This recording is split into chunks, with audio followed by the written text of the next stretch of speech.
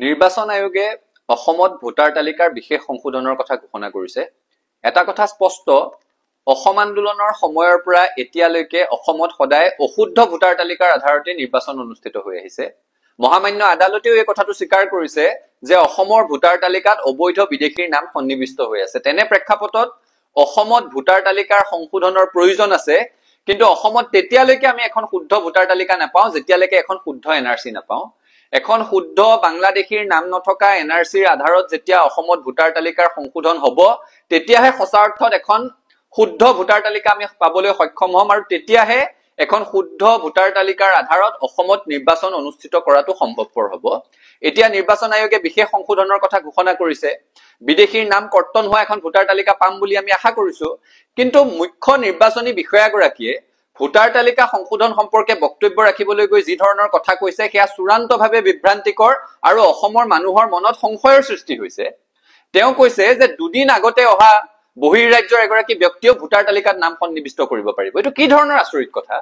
এটা কথা খাটাং, নিৰ্বাচনৰ পূৰ্বে চূড়ান্ত ভোটাৰ তালিকা প্ৰকাশ হোৱাৰ পাছত তাৰ পাছত কোনো ব্যক্তিৰ নাম তাত সন্নিবিষ্ট হ'ব নোৱাৰিব। একে সময়তে দুদিন আগত অহা ব্যক্তি এগৰাকীয়ে যদি নাম সন্নিবিষ্ট কৰে, তেওঁ পূৰ্বতে থকা ৰাজ্যখনত পূৰ্বতে যিটো সমষ্টিত ভোট দিছিলে সেই সমষ্টিটোৰ পৰা যে তেওঁৰ ভোট কৰ্তন হৈছে, সেই ভোটাৰ তালিকাৰ পৰা যে তেওঁৰ ভোটটো কটা গৈছে, সেই কথাটোৰ নিশ্চয়তা আছে নে নাই, সেই কথাটো মুখ্য নিৰ্বাচনী বিষয়াগৰাকীয়ে স্পষ্ট কৰিব লাগিব। কাৰণ অসমৰ দৰে এখন ৰাজ্য য'ত অশুদ্ধ ভোটাৰ তালিকাৰ কাৰণে ঐতিহাসিক অসম আন্দোলনৰ দৰে এটা আন্দোলন হৈ গৈছে, য'ত 860 গৰাকীকৈ লোক শ্বহীদ হৈছে, তেনে এখন স্পৰ্শকাতৰ ৰাজ্যত বক্তব্য ৰাখোতে মুখ্য নিৰ্বাচনী বিষয়াগৰাকীক সংবেদনশীল হবৰ কাৰণে সকীয়াই দিছো। দুদিন আগত অহা ভোটাৰে যদি ইয়াত নাম সন্নিবিষ্ট কৰিব পাৰে, ইয়াৰ অৰ্থ হৈছে বাহিৰৰ পৰা আমি কিছুমান ভ্ৰাম্যমান ভোটাৰ ইয়ালৈ লৈ আহিব বিচাৰিছো নেকি? লাখে লাখে ভোটাৰ ইয়াত আহিব, ভোট দিব আৰু ইয়াৰ পৰা গুচি যাব নেকি? পৰৱৰ্তী নিৰ্বাচন আহিলে গৈ সেইখন ৰাজ্যত আকৌ গৈ ভোট দিব পাৰিব নেকি? পূৰ্বৰ ৰাজ্যখনৰ ভোটাধিকাৰ কৰ্তন হৈছে নে নাই সেই কথাৰ নিশ্চয়তা নোহোৱাকে কোনো বৈধ ভাৰতীয় নাগৰিকে আকৌ অসমৰ ভোটাৰ তালিকাত নাম সন্নিবিষ্ট কৰিব নোৱাৰিব। অসমৰ জনপ্ৰতিনিধি কোন হ'ব সেই কথাটো খিলঞ্জীয়া ভোটাৰে নিৰ্ধাৰণ কৰিব পৰা পৰিৱেশ অসমত থাকিব লাগিব। বাহিৰৰ পৰা আহি কোনোবাই ভোট দি আমাৰ ভাগ্য নিয়ন্ত্ৰা হ'ব, আমাৰ ৰাজনৈতিক অধিকাৰ তেওঁলোকে সাব্যস্ত কৰিব, অসমৰ ৰাজনীতি কি ধৰণে পৰিচালিত হ'ব বাহিৰৰ ভোটাৰে আহি নিৰ্ধাৰণ কৰিব, এই পৰিৱেশ অসমত হ'বলৈ নিদিওঁ। সেই কথাটো স্পষ্ট, আৰু সেইকাৰণে মুখ্য নিৰ্বাচনী বিষয়াগৰাকীক সকীয়াই দিছো যে অসমৰ দৰে স্পৰ্শকাতৰ ৰাজ্য এখনত কথা কওঁতে তেওঁ কিছু সংবেদনশীল হোৱাটো উচিত, আৰু তেওঁ ব্যাখ্যা আগবঢ়োৱা উচিত যে দুদিন পূৰ্বে অহা ব্যক্তি এগৰাকীয়ে কি ধৰণেৰে ইয়াত নাম সন্নিবিষ্ট কৰিব পাৰিব। বৈধ ভাৰতীয় নাগৰিকে অসমত ভোট দিব বিচাৰিলে তাত কথা কবলগীয়া একো নাই।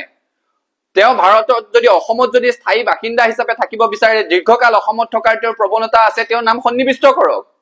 কিন্তু ইয়াত ফুৰিবলৈ আহিও কোনোবা এজনে বোলে এসপ্তাহ অসমলৈ ফুৰিবলৈ আহিছে, নিৰ্বাচনত ভোটটো দি গুচি যাব পাৰিব নেকি? সেইটোতো হ'ব নোৱাৰিব। মূল কথাটো হৈছে অসমত কোনোবাই ভোট দিয়ে, এজন ব্যক্তিৰ এটাই ভোট। বাহিৰৰ কোনোবা ৰাজ্যত যদি তেওঁৰ ভোট আছে, সেই ভোটাধিকাৰ কৰ্তন হ'ব নে নহয়? নে অসমৰ নিৰ্বাচনৰ পিছত আকৌ এখন ৰাজ্যত নিৰ্বাচন হলে তাতো গৈ ভোট দিব পাৰিব নেকি? এই ধৰণৰ বিভ্ৰান্তিকৰ কথাৰে সৈতে অসমৰ ৰাইজক সংশয়ৰ মাজলৈ ঠেলি নিদিবৰ কাৰণে মুখ্য নিৰ্বাচনী বিষয়াগৰাকীক আহ্বান জনাইছো, আৰু অসমত খিলঞ্জীয়া মানুহৰ ভোটেৰে সৈতে খিলঞ্জীয়া জনপ্ৰতিনিধি জিকি অহাৰ পৰিৱেশটো আমি ৰচনা কৰিব লাগিব। গতিকে মুখ্য নিৰ্বাচন বিষয়াগৰাকীক পুনৰ আহ্বান জনাইছো, এই কথাটোৰ তেওঁ স্পষ্ট ব্যাখ্যা আগবঢ়োৱা উচিত, আৰু অসমৰ মানুহৰ মনত সৃষ্টি হোৱা সংশয় দূৰ কৰাৰ কাৰণে তেওঁ ব্যৱস্থা ল'ব লাগে।